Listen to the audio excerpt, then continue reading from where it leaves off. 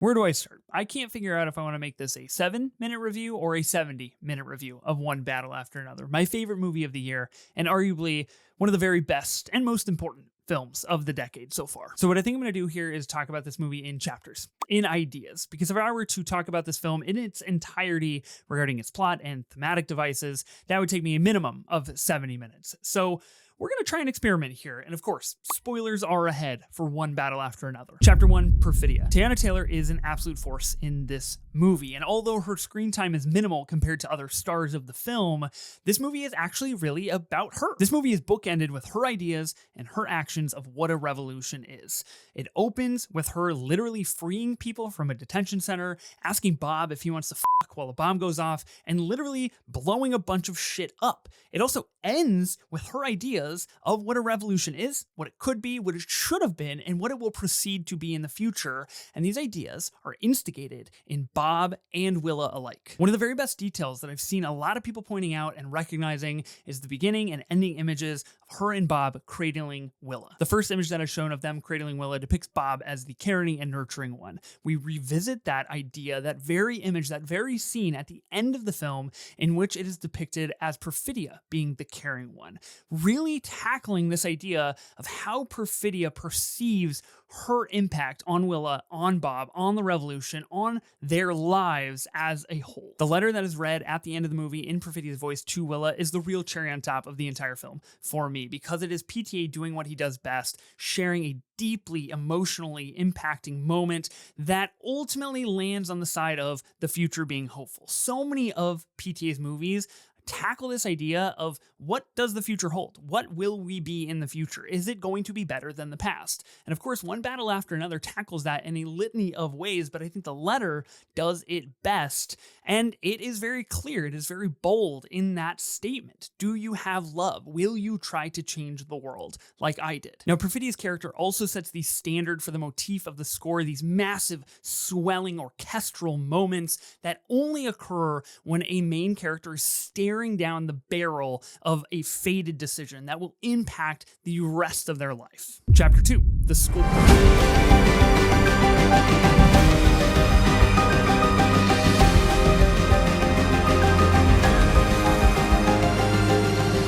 The swell in the score not only happens when Perfidia is running across the bridge, getting ready to make a fateful decision mere moments into this film to release a bunch of people from this detention center and ultimately engage in her relationship with Colonel Stephen J. Lockjaw, but it happens at two other very key moments in this movie. One of those moments is when Sean Penn's character of Stephen J. Lockjaw is walking out of his very first initial meeting with the Christmas Adventurers Club, having made a very fateful decision to lie to them about his relationship with Perfidia, and now he is realizing the impact of this decision and how it has changed his life and those around him. And the second time that it happens is when Willa encounters Lockjaw in the court of the church, in which she is getting ready to find out if Stephen J. Lockjaw is in fact her real biological father. Two very, very fatefully damning moments in these characters' worlds and lives, and if you include Perfidia in this, it happens 3 times.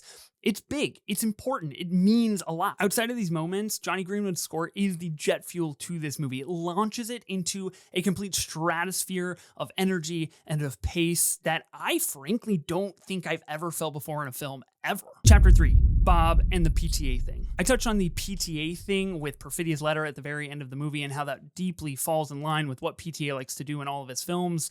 But there's also another really key indicator that this is a true, at his core, PTA movie, and that is the character of Bob. Bob is a white guy going through a bunch of shit, unable to make the right choice, and living a life in which he kind of feels like an incompetent loser. He doesn't remember the passphrase when he's asked for it. He fries his brain with drugs and alcohol. He is a self-noted drug and alcohol lover. He is a dad who has lost his daughter. He just can't do anything right. But he is inherently PTA because he tries to do what needs to be done in order to positively impact his life, in order to find meaning in the thing that he has given up his entire life to, which is that idea of revolution, and primarily the French 75, which has completely shifted over the last 16 years, even though the world has changed very little. Time continues to pass Bob by, and it seems like every decision he makes is the wrong decision to a future that he wants to be better than his past. It's Magnolia. It's Boogie Nights. It's The Master. It is exactly what PTA is so good at doing. Chapter 4. Thank you, Sensei. While I do firmly believe that Sean Penn will be a strong contender in the Academy Awards race this year for Best Supporting Actor, I kind of think we should be recognizing Benicio del Toro in his Sergio Sensei role because he's kind of the absolute crux of this movie. He is the key that unlocks this movie to be as grandiose and deep and frankly granular as it is. His Harriet Tubman with some Latinos sequence is, in my opinion, the sequence of the film. And I know it's kind of a long sequence, so I'm cheating a little bit by picking that as the pivotal sequence of the movie, but it is the time that we spend the most with Sensei and with his ideas of what his own revolution is. And I think primarily the way that his energy plays against Bob's energy and how they're trying to achieve very similar things in very different fashions. That sequence also shows off PTA's technical prowess. We are moving through rooms swiftly, profusely, full of energy, so smooth,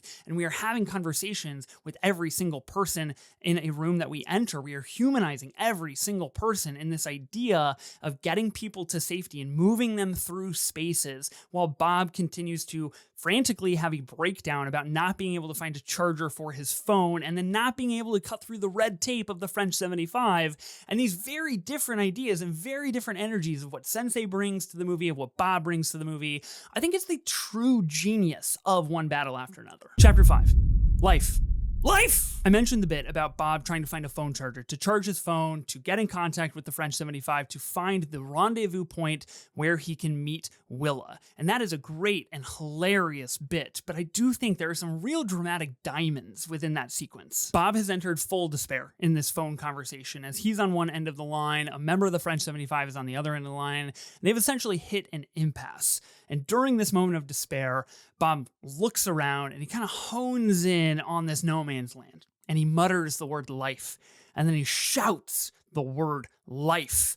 And those 2 seconds in this movie are the entire film, summed up into exacting seconds of what really is at play during this film. It encapsulates the entire narrative journey of the film, of course, because life is happening and this is what life looks like during a revolution. But more importantly, the characters in this movie are making decisions that impact their entire lives. The Christmas Adventures Club, the warm embrace of the federal government, and pretty much anything that they choose to do sees how their life ends up at the end of the day. And then thematically, it tackles the real core of One Battle After Another and this idea of how older generations eventually start to turn inward, they start to become more selfish in their decisions, and they lose the real fervor and flame, and they end up fizzling out in their life and what their life could have been. It's really the best of both worlds. And even though it is so inherently PTA, I would argue that One Battle After Another is his most accessible film. It is blatantly funny. It is a contemporary piece. It is action-packed. It has the budget of a huge Hollywood blockbuster. It is full of plot and things happening and important movie stars and life. Chapter 6. Will you try to change the world like I did? One Battle After Another is the best movie of the year. It is perhaps one of the best movies of the 2020s, and it instantaneously enters the conversation for one of the very best movies of the 21st century. It is a movie that I've already seen 3 times and would love to see it 3 more times before it leaves theaters. It is a truly cinematic experience unlike anything else that I've ever experienced. It's a movie that I can't stop thinking about. It's a movie that I can't stop talking about. It's a movie that I can't stop listening to the score of. And ultimately, it's a movie that I can't stop obsessing over. It is the real deal. And I have more thoughts. But again, I'm trying to avoid a 70-minute review of this movie for your sanity as much as mine. What did you think of One Battle After Another? Drop a comment below and let me know your thoughts on this movie. Don't forget to like this video, subscribe to this channel, and hit the bell so you're notified every time I do upload a new movie review. What movie do you want me to review next? Drop a comment and let me know, and I'll see you in the next video.